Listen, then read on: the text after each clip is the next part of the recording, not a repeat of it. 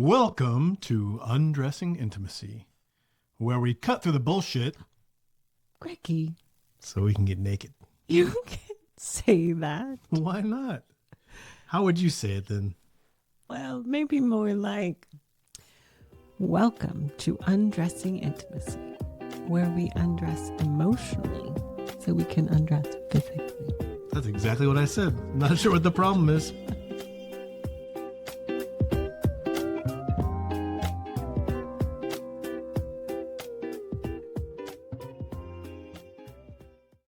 To episode number 38. As we started this business and coaching, we've come across so many important people in our lives.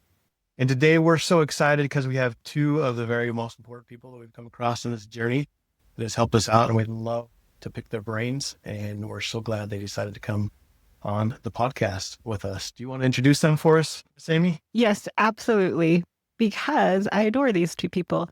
And before I give the formal introduction, I just want to say that I feel that there are so many teachers in this world that call out to us, and each of them have unique gifts to give us. And Kim and Scott Job were two of those teachers that really just called out to me. And I'm grateful to have been at their feet learning and growing and been able to have their wisdom and guidance. So officially, Kim is a certified life and story coach, and Scott is a leadership and high performance coach. And both of them together run several different amazing programs. One of them is called Outside the Story, which I actually had the privilege of being in. And I admit, when I started that program, I did not even know what I was getting into. And I didn't, I thought I was pretty good with my stories, and I feel like I was, but I didn't realize how deeply one particular story was running in my life. And that program exposed that for me and allowed me to actually heal a relationship with my mom, which I didn't even anticipate going in. So I also turned to Kim and Scott when I was starting my business. And I had so many stories about not being able to, or was I enough, or how do I do this? And their strategy and business advice was invaluable. And I think even more than that, they believed in me. And their belief was so powerful to me. I didn't believe in me, but they did. And that was such a huge blessing. So, first, I just want to say thank you. And to everyone listening, get ready. You're about to hear from some amazing individuals, teachers, and also to receive some beautiful wisdom today. So I hope you open your hearts to be ready to receive that. Yeah, thanks, Amy. Just one thing about what you said, business wise and in story work, what a coach is a mirror, right? We were just a mirror to show you your possibility and what was inside you business wise, and also a mirror to show you your stories and the places that you were stuck, right? And that's what a coach does, is they show you where you're stuck, but they also help you step into possibility and step into who you actually are without all the stories, without all the patterns that we just gather naturally as we go through our lives, right? We all do. Mhm. It's just part of life. I would just not necessarily want to correct you, but I want to put my 2 cents in there. Amy, when you came through the program, your belief in yourself may have needed some growth, but your energy was already a big girl energy. It was a big time energy. And so I'm like mine with the little boy energy. Right? Turn this guy. Randall can't go there with you. I haven't spent as much time with you. But I will say that it's about energy, and our belief in you I believe, came from a lot of that energy that you already had. And so it's really about, in story work, I believe, it's about helping people get past the patterns and the stories that have held them back for so long. And those same stories and patterns are things that people can actually love about themselves, because the intention of those things standing in your way is it thinks it's protecting you. Keeping you small seems safer. And so that's what it tries to do. So for you, it was really about getting some of those stories out of the way so you truly could shine for everybody else that doesn't necessarily read energy. And I think you're Yeah, doing a fabulous job of that. I could clearly see that Amy had that potential, and I believed her in a way that she didn't believe in herself. And so that's what I love about the work you do is not only is it helping you see yourself and where you're at, but as you learn it as a spouse, you can turn and help those that you care about and love the most, bring out the best in them. And I know that Amy has used the things that she's learned. I haven't necessarily gone through the same programs with her that she has with you, but she's used those same things helping me see my potential. And so it's a blessing, not only for us individually, but as a marriage companionship. So that's what I want to talk a little bit about, if I could. We each come into marriage. We have wonderful stories. We have beautiful stories. We have places where we're really thriving and places where we have survival strategies or negative patterns or places that we may be stuck, perpetually can't see through or get out of. Um, and I think often what we do in marriage is want our spouse to heal that story. We want them to be our answer. And instead, it's our work. And what the two of you do a beautiful job of doing is helping people not only see those stories, but walk through them. Can you talk a little bit about what some of the survival strategies are and a little bit about how you walk people through these stories? Understand? I can. Okay. Go ahead. I feel like I never want to step on Kim. She's the brains of the operation. And so get you, I brother. never want to step on her. But I will say that I touched on it earlier. These stopping strategies or these things that are really designed to protect us really have been developed or developing from way back when, like 4, 5, 6, even 7 years old. And so when you get into both Kim and I come from previous marriage. I don't know if you want to know about us, but we do have 10 kids between us, hers and mine. We don't have ours. That's a bad subject we can't talk about because we wanted ours. And I was, But you have your grandkids. You we share have all of 11 those. grandkids. Yes. And what I found in failed marriage that I've tried to build on with Kim is it's truly, you mentioned it, it's our work is our work to do. I can't do her work for her and she can't do my work for me. But what we can do is have a strong support of one another as we both do our work. And we get past some of these stories and patterns that have protected us for so long, kept us small for so long. And now, as we both become more free in ourselves, we're more free to be what the other person needs and wants. And that's the fun part of it is getting past stories that are holding you back in many ways, but especially in relationships. Yeah, the very first skill that we teach all of our clients is inner listening, right? And I was going to ask you about this one. So, yeah. it's inner listening because the problem in relationships is we take our power, and I like to say you take the key to your power, like the key to your power, you take it from your pocket and you put it in your spouse's pocket. And nothing's going to work when you do that because then you're giving them all the power over everything, over your emotions, over what you say, over how you act, over everything, right? So the very first thing for relationships to work is we each need to take our key and put it in our own pocket, right? And sit in our seat of power. That is the very first thing. And to do that, you need to listen to what is going through what we call your conduit, which is just your body, your mind, your being, right? It's the equipment that you got when you came to Earth. Okay. It's your meat suit, essentially, your mind, body, being. And whatever is moving through that, nobody put it there. And we want to blame our spouse for it being there, but nobody put anything there that is moving through you. So if something gets snagged, we call it like a story getting snagged. It's getting snagged inside of you, but that is something old inside of you. That's just getting snagged by something external that's happening now.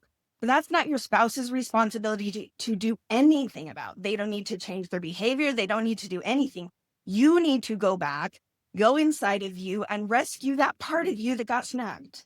Because it's essentially a child part of you that's saying, hey, help, stop, doesn't feel safe. Something doesn't feel safe inside of me. And that's why you overreact or you do whatever you do, right? Some of us, so human beings have two patterns when we bump up against resistance. We either fight, some of us fight and get belligerent and puff up and want to argue. And some of us collapse and just escape. We're just like, I'm just leaving the situation. Just shut down. Right? Those are the two human reactions, and they're both survival, right? Yeah. One's not better than the other. They're both survival. And you usually marry the opposite, right? You So, often. and with that is that never comes to a head because you're running a fight and that person's running away. You can only chase them so much. Yeah. So in that case, like neither of you are in your power. If one's fighting and one's escaping, neither of that is powerful. Both of you need to just separate for a minute, get back in your seat of power, do whatever you need to do. Sometimes the person who wants to fight needs to fight before they re-engage with the other person, but they don't fight at the other person. And that's what they're tempted to do in the moment, right? They need to discharge their energy in a different way. Go for a walk. Go do the punch. We have a, what's that thing called downstairs? Century Bob. Century Bob. The Fun to you punch. can go on. down and punch. Like there's lots of ways you can be in charge of your own body and being, your own conduit and what's moving through you and what that triggered or snagged or pulled at. And then come back to your strong center, to who you actually are, because that snag isn't you. No. Right? Those we always say your patterns and blocks and stories are not who you are. They block who you are. Exactly. Let's They're the part that you need to choose to move through to actually reach you. You just explained so many things that I've seen a change in myself doing, but had no context around them, right? We've talked about recentering ourselves. I know on the podcast, we've talked tons of times where I would have this huge emotional outburst. And before I just let it go. And now I capture it and go, wow, that's weird. Like what's going on there? Yeah. And you're just right. Is like, I have to go, hey, Amy, let me go figure this out because something's going on that I don't know what it is. And all of a sudden I have this burst of emotions. I need to take care of it. Just as you explained it, it's so interesting to see. Yes, I've found a way to go take care of myself and bring myself back to who I really want to be before I address it. I think it's that curiosity, Greg, that really helps in the awareness. When I get curious about where did that come from, honestly, I can put blame. I can say, well, my mom is a redhead. And so I've naturally have that temper. And my grandfather had a temper. He's the one that wants to talk it out, and I want to escape in case. Right. Well, that curiosity is honestly a little bit healthy to actually look inside and say, wait a minute, what is that? And what is it trying to protect me from? Right. Something that it's trying to keep me safe from. What is that? And is that going to cause me to do or say something to the person that I love the most in the whole world that will become a bigger problem on the other end?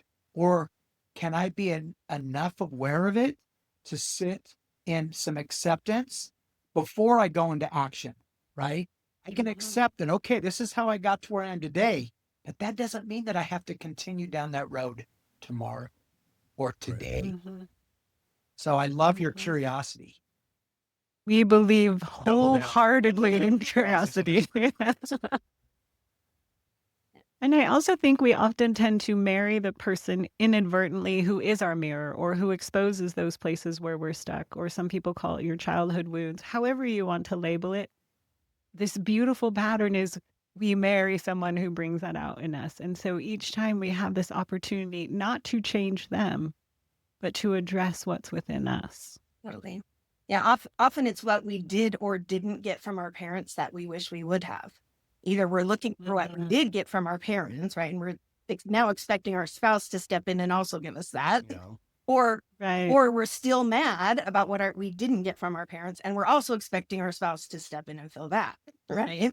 And it's just a mirror for our childhood wounds, and it's fascinating, which is why it's our responsibility to take care of, not theirs, right? And sometimes people are like, well, it's not fair. I had things happen to me, right? And so did I. I had things happen to me too that created things in my body that get snagged. That isn't fair. It isn't fair, but it is what is, right? And so it is my responsibility to stay in my seat of power and take care of it today, take care of me today. Nobody took care of me when I was 5 and I was sexually abused, right? But it's my responsibility when she comes up, because she does, to take care of her, Mhm. right? Yeah. Responsibility. I call it like a sacred opportunity when you're triggered. Go back and get a part of you, because they're literally saying, Yes. hey, What's calling out to you, and hear it. please come back for me, right? I am hurting. Like that little 5-year-old was so hurt and never had anyone to tell. And I am her one. Mhm. I'm her one to tell. If we can get out of the mindset of we have to either be victorious or we have to make things fair, I think you noticed right that was me before. I've got to win or I've got to make it fair. And if we can get out of that mindset of it's never going to be fair, and it's not about victory, but it's about understanding, becoming a better version of ourselves, that we can really focus on what can I do? Can I go back and heal those wounds? Can I support that part of me that was wounded? Can I love them? Can I sit in some uncomfortableness? Scott talked about that. Like we always play a role in it, for some reason. No matter what's going on, there's two halves of the equation and we played a part of it.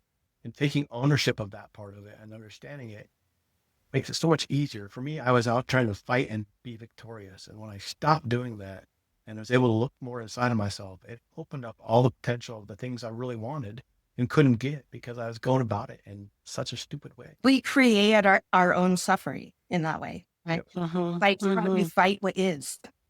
And I want to say, Greg, I'm sure you two have talked about this in the past, but I had somebody one time ask me, is it more important for you to be right or win as an athletic coach for so many years? I found that it's a lot more fun to win than not to win.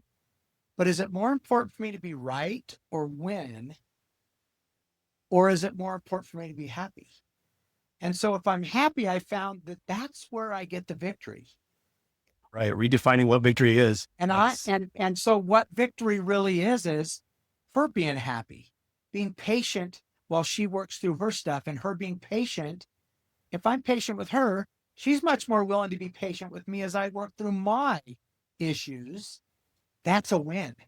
So it's about not being so worried about the victory, but also if you redesign or talk about what a win really is, a win is win-win, right? It's when both of us are able to be vulnerable enough and strong enough at the same time to come together in ways that far go beyond just physical. Yeah. There's one thing you mentioned, Kim, that I really want to come back to, and it is that all of us enter into relationships with pain, with some type of wounding, trauma. For some, obviously, it's more severe. When I hear about that 5-year-old girl of you and sexual abuse, my heart just bleeds. It's not fair. Yeah. It's really not. And I see so many clients who have so many different really traumatic experiences, abandonment, neglect, abuse, different things that have happened. And again, those aren't fair. They aren't right. And yet there is this beautiful process of recognizing that trauma is real and also can be healed, that it is calling you back to your deeper self and to a deeper relationship with you. And I am remembering one time you walked us through a process of taking one of those really painful stories and instead of walking away from the pain, accepting that pain, but also seeing how that pain had forged, me or others, how it had also shaped and forged and was a part of who I was in such a positive way. Yeah. Do you want to talk about that a little bit? Yeah. I mean, there are so many different exercises we can do. We have a 3-step framework that are 3 puzzle pieces we put together, and they're awareness, acceptance, action. And what happens is we become aware of a story or a pattern or a block or something that's getting in our way. And my clients will come to me and say, okay, Kim, I can see now I'm a perfectionist. What do I do about it? Right? They immediately want to jump from awareness. They saw it to action. But if they do that, that's still operating from survival. Can you feel the survival? Okay, I see the pattern. What do I do? You can Just tell me what to do. Yes. Yeah, give me the 3 steps Yes, right you now. literally can feel that that is still from survival. So we have to slow way down in the acceptance middle puzzle piece. And that is where the stories and patterns are dissolved. And that's where we do these exercises like you're talking about. I don't know which one I walked you through because we have a million of them. But when you slow down and be with the part of you that's activated, you don't have to then ask what to do. Like literally the problem almost disappears. And then you suddenly are back in your seat of power. And then my favorite question when you're there, we wait till you're there, is now what? Look forward and dream, because anything you want is possible, right? Now that this block isn't in your way, because we've slowed down to dissolve it, let's look forward and just dream about anything that you want. So since we're talking about relationships, we like to say, let's paint the picture together of what we want our relationship to be. And we're at this clean slate place. Let's walk into it, right? But first, in order to walk into it and create it together, we have to sit down and talk about what do we want it to be? And the most powerful thing, what we all really want as human beings, we don't want things. We don't want a pile of things. What we want is feelings, right? So we talk about what does the relationship that you want feel like? And what does the relationship that I want feel like? Somewhat does it look like? Ours includes travel and grandkids and fun things too. Or freedom or connection. Yeah, family. All Yeah. of the things, light and passion and flirting and all the things that you want it to be, right? And then because you have that shared vision, you literally can see it. You talk about it all the time and you create it as you walk into it, moment by moment by moment. Because what's cool about that vision, because it's mostly feelings, you literally can have it in this moment. You don't have to wait. Control, though. for That's the the thing. You can create them. Yeah. Literally. You can access those. Right. And then It goes back to the very beginning where we talked about, hey, you got to deal with your own stuff. Yeah. And then when I saw that picture in my mind of the key that you were handing over your spouse, I was like, well, the crazy part about it is they don't even have the door to unlock, right? You hand them the key and they can't unlock it. They don't have power to do it. Yeah. Taking that on back to your center and say, I own this, but I love it because you're right. Those feelings, those are the things that we have control over, the things that we can change. We walk our clients through them a lot, trying to say, okay, these are the reactions you have and the feelings that come just from reacting from that circumstance. Oh, by the way, you can go back and change that. And it blows their ever living mind. Yeah. They're like, what? And I'm like, yeah, let's try it. And when you do, you can rewrite your story in any way you want. I also see so many clients that have a conflict of some point, of some sort, which is absolutely completely normal in marriage. Conflict meaning you have a difference, I have a difference, we have different meanings, we have different understandings of what just happened or how we should approach something. Absolutely normal, right? In fact, conflict is that opportunity to connect. But they want to go from the conflict to the action. Yeah. That's from And I awareness say no. to action, right? Yes. And I say, no. You've got to slow down. You've got to understand what created this. Create room for the emotions. Create room to listen to each other. And then it appears. They're like, what? Like, no, really? Like, as you untangle this, the way will appear. And it's not something I can just say, do this. Yeah. My do this is slow down, listen, discover. What does that mean to you? What does that mean to them? Open up, be curious, understand.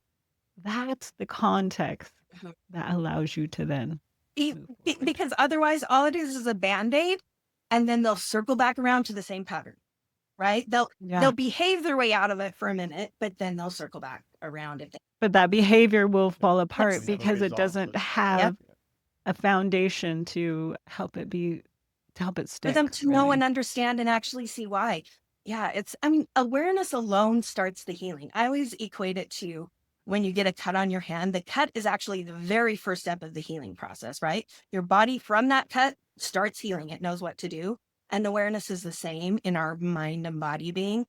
As soon as you're aware, just the awareness alone starts to shift things, right? Because if you see, oh, I did that thing to my spouse again. I don't want to do that, right? And then if you do it again, you're going to notice and it's going to give you a space of choice. And then maybe the next time you'll feel tempted, but you won't do it. because you'll have enough awareness. And it's not like you actually did anything to change that pattern. Just you became aware. And every time you bump into it, we call it going to the story gym. Every time you bump into a story, it gives you a chance to get stronger and the story to get weaker. So people get discouraged. They're like, oh, I did it again. I'm like, perfect.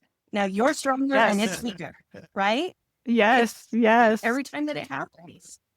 Let's double down on this wound analogy. We had an amazing thing happen at one of our retreats last time. We had a doctor. Well, he wasn't a doctor. He was what it was, but he worked He had a specialty. therapist. Yes. And he Yes. works especially with people with wounds. Wound And he recovery. said the thing that just blew my mind. He says, do you know that if you ignore your wound and don't touch it, it will never heal? And the reason why is because the brain sends stuff down to the wound to heal, but it needs a message back to know how good it's doing. And if it thinks it's done, it won't ever do it anymore. It won't send the right stuff. So he literally has to have patients go back to that wound and go through the pain and touch it and interact with it and be aware of it. And that sends a message back to the brain that says, oh, I need to heal some more. Let's send some more healing. And then when he said it, just blew my mind. And that's the image I got back from you. It was like, we get mad because we bump into it again. But really, that's the awareness that has a healing process. Yeah. Yes. And I tell so many of my clients every time an old story comes up or you bump into an old pattern, it's amazing. Like you say, that is the opportunity then to shift again. And neurologically, it takes at least 21 times of bumping into it and 67 times of shifting out of it for even to be forming a new pathway in your brain. Yeah. Nothing has gone wrong. We go into the shame mode of like, I'm broken, I'm shameful, I can't believe I did that again. Doesn't interact with that wound and help us heal. Yeah. His job was just to rub their wounds, like from surgery, and because people wouldn't do it. And we're kind of the same, right? We want to just keep protecting, keep hiding, keep holding back, keep suppressing, because there is pain involved in rubbing that wound. It is uncomfortable and it does hurt. And so that willingness to engage in that and to sit in that and to go through that healing process is so crucial. And I feel like that's what you do really well. Yeah, there are actually two things that help that healing process. One is repetition. That's why every time we bump into a story, perfect. That's a repetition for the new path to get stronger. The other thing that changes wiring in our brain is emotion. That's why in the story coaching work that we do those really emotional exercises that kind of take you back into the feelings of your childhood and stuff. Because if you do the work combined with emotion, it eliminates some of the need for the repetition, right? It wires it stronger. That's why if you think back to your childhood, the memories that you have that you can remember are the ones that had emotion attached to them. They're just wired stronger. They create a stronger imprint in your brain, right? So back to the childhood memories you have, it's because they have emotion attached. And healing happens the exact same way, but in the opposite reverse, right? And so it's powerful to put yourself in experiences like coaching or group programs like we offer to feel the emotions that you weren't able to feel, right? To process them through your body, to learn the skill of doing that so that you don't bump up against them and fight with your spouse every time. Instead, you bump up against them and you get curious and you're like, wow, what's going on for me? And you take a moment, some space for yourself, and you dissolve what's going on for you first. And then you go talk to your spouse about it from a compassionately curious, connected space of like, let's take this and learn from it together and put the puzzle pieces together that we didn't have in childhood. In childhood, our puzzle pieces never quite matched up with our parents. I think that's what marriage is for. Let's make them match. Let's do our work to do the things to dissolve the patterns that don't match so that we can match. But each of us in our own unique way, we don't match because we look the same. We actually fit in a puzzle because we don't look the same. Different. We have the differences to put that. That's just a beautiful thing to think about. Yeah. Like those puzzle pieces don't come together because they're exactly the same. They would never fit if they're not the same. Right. It's that yin and yang Just and the because they're differences and the different, we can opposites. actually I love that. I Yeah. had an experience last night. Kim and I went to an event, and I had a lady come and talk to me, and we were actually talking about this. She asked the question, how do I get rid of my stories and patterns? And immediately I was like, that's going to be a little bit longer conversation that we probably have time, but let me try to sum it up for you. I used to tell Kim that she was the most amazing person in spite of what she'd been through. And then I started doing this work and I recognized she is one of the most amazing people I've ever met because of what she's been through. And so it's not a matter of removing, like you can't take away those bad experiences, those traumas. But what you can do is control how you react now. So for instance, Or reintegrate them in a way that you see them differently. Kim always talks about how either you have your story or your story has you. And so many of us have been drug around, if you will, by the hair with our stories, right? Our stories are dragging us around. What happens when all of a sudden you start to recognize, oh, that I developed those habits and those stories by trying to protect myself, trying to keep myself safe and survive. And so people just get in a habit of surviving and they merely survive. Most people in their relationships, especially in marriage, merely survive another week and then another week. And sometimes it's just through an hour, not even a whole day that they're surviving. Versus having the stories, going into that middle acceptance piece of the puzzle. See, we're raised to think that it's always about action, action, action, action. And sometimes we don't need to even go to action to solve it. We're interested in solving the problem. We want to solve it. But when we accept that that's how we got to where we are today, and it's no longer going to control me and cause me to get triggered every time she does this or every time she does that, now I have the story. It doesn't have me. I really think we try to solve the smoke problem, right? So the action is really we're trying to solve the smoke. The fire is burning underneath, which is the emotional parts of it. We don't do it. And it's that middle when we go realize, oh, there's a fire burning here that I need to take care of. And recognizing it and putting that out. Usually we're like so focused on that action part. I love what Brene Brown says, that unprocessed emotions are not benign. Like if you just try to ignore them and put them down and push them down, they don't go away. It's that little child shouting at you, help, help, help, help, help, help, help. And it's not going to get quiet until you say, how can I help you? I'm listening. I'm listening. What do you need to say? Even to say I'm listening may even be enough to say, I hear you. I think that's an amazing point, Greg. It took me a long time to figure out it's okay if I'm truly listening to my spouse, to Kim. Sometimes I don't have any words. I don't know what to say or how to help. It's not about my response. She doesn't need my response. She needs to feel loved and supported. And even if I don't have the right words, she can feel my love and my concern.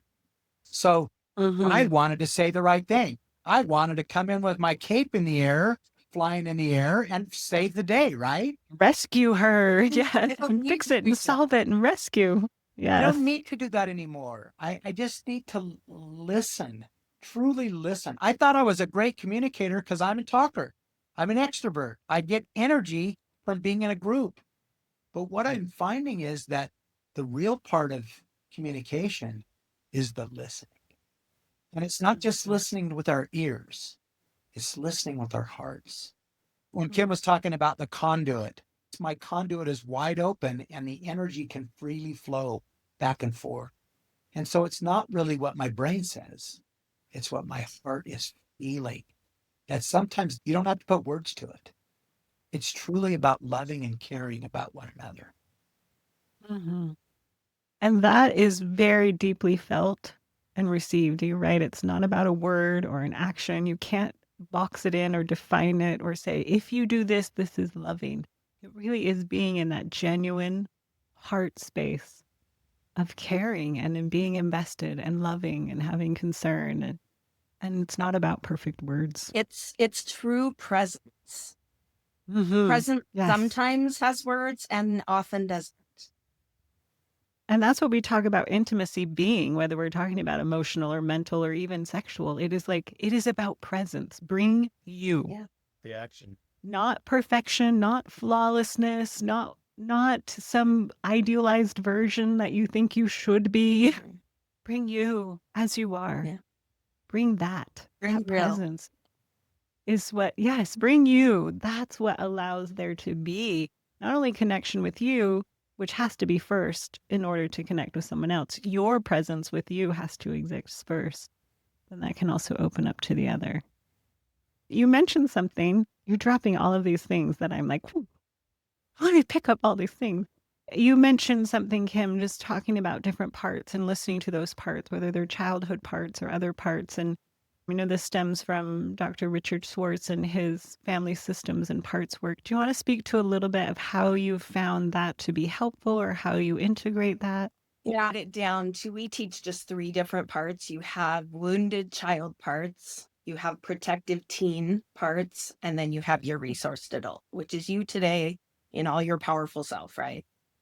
So it's powerful when you get snagged or you get activated to really start being aware. Is it like an angry teen part that's being activated, a protective part that's coming up to protect me, or is it a wounded part? Like, and just start being aware. Often the protective parts protect our wounded parts. So most often what you'll work with first are protective parts that come up. And we have 2 types of protectors. We have managing protectors that are just on board all the time. Like one of mine is perfectionism. That's just a managing protector. I'm always like trying to make things look good, right? And then reactive protectors that come up in the moment of a triggered reaction to put out the fire. So that might be anger or embarrassment or shame or things that come up in the moment that like flood you, right? Those are reactive protectors that are coming up in the moment. Or jealousy or shame. Yes, Or absolutely. and yeah. their only job is to get you out of the situation. So sometimes those protectors act out of integrity, like act out of your value system, do things they wouldn't normally do, that type of thing. And it's just a protector.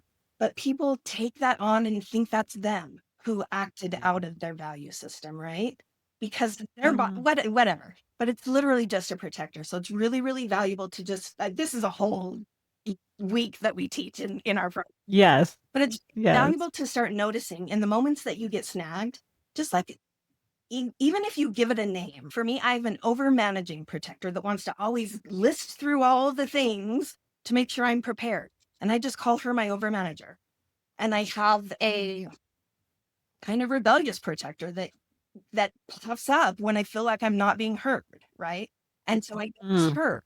So like just notice the different parts of you and you'll see you have this whole cast of characters that are just parts of you. But if you slow down and be with them and see what they need and what they think their job is, and there are all sorts of different ways to work with them, but they will quiet down and causing so much ruckus in your and stop blocking you from your dreams, because all they are is a protective part that isn't feeling safe. So if you make them feel safe, they'll quiet down and they'll just integrate into who you are and become part of your whole powerful self. My strong belief is that healing means everything comes with. So all of those parts, we love and integrate them back into ourselves.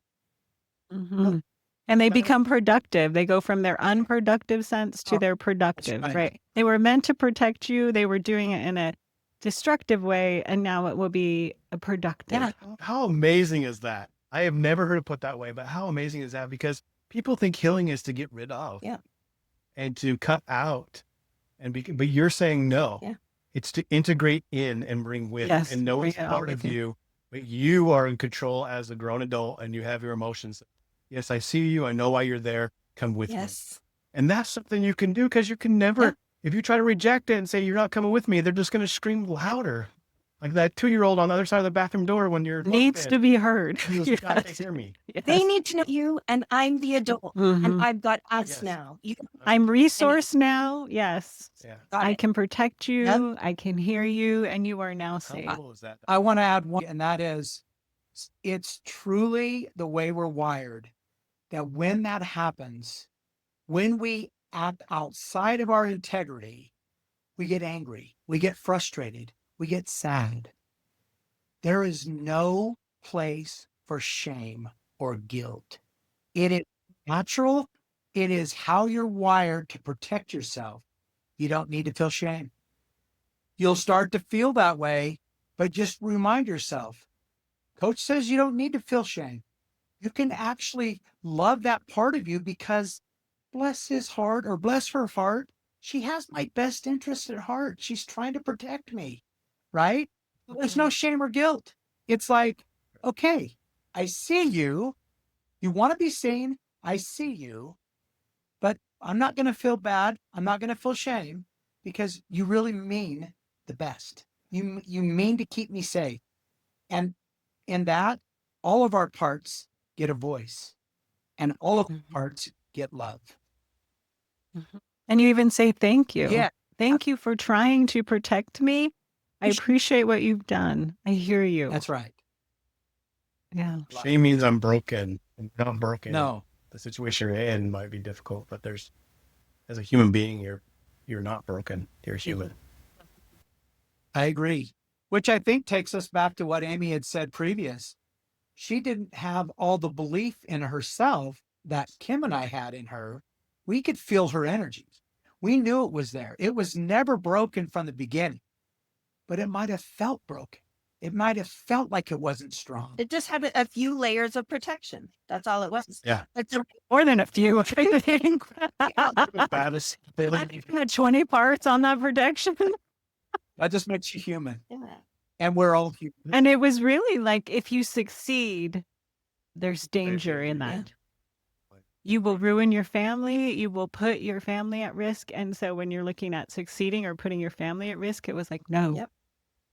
Yeah. So like that was one of my big protectors that I had to work through. Well, this has been absolutely wonderful. We could spend all day talking to y'all. We're going to have you back. Appreciate that. Yeah. Have to. Why don't you take a second and let everyone know how they can reach you, where they can find your stuff? And what you're offering right now and what you're also working on. Give us the whole scoop. You can always find us at our website, which is coachandkim.com. I'm most active on Instagram. My Instagram handle is Kimberly J Coaching, just the letter J. So Kimberly J Coaching. I'm currently writing a book all about how to untangle your stories. The title is still kind of in flex. My publisher doesn't like the title I picked. So we're still working on what the title's going to be. Negotiating that. The title, but that should be coming out in August. And after that comes out, I'll have a brand new program coming out called The Portal. So look for that. And it will be a powerful program where I'm going to have you come in and untangle one story. I'm going to have you pick one story and go through a powerful process to learn the process and untangle one story. So that will be happening in the fall. We have a summer program starting June 13th of Outside the Story, which is our signature program that Amy came through. It's a really powerful 12-week program where we teach all the stuff that we talked about today: memory consolidation, parts work, subconscious reprogramming, all sorts of stuff. It's a really powerful program that literally people say I'm not the same person when I left as I was when I came in, because you just see things differently after coming through. We give you a very different context to stand from, to see the world through. Powerful. And you're also starting a podcast. Oh, right. Right? I'm going to hold you to this.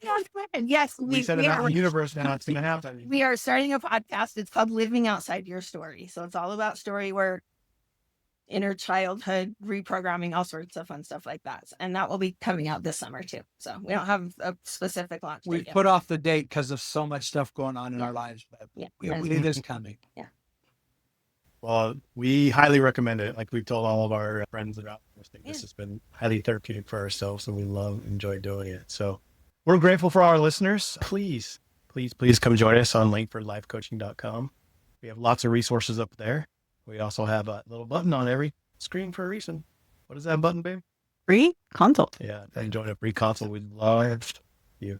Make sure you like and subscribe to the podcast. Tell all your friends and family about it. Love to have them listen too. And until next time, Keep undressing your intimacy. bye-bye.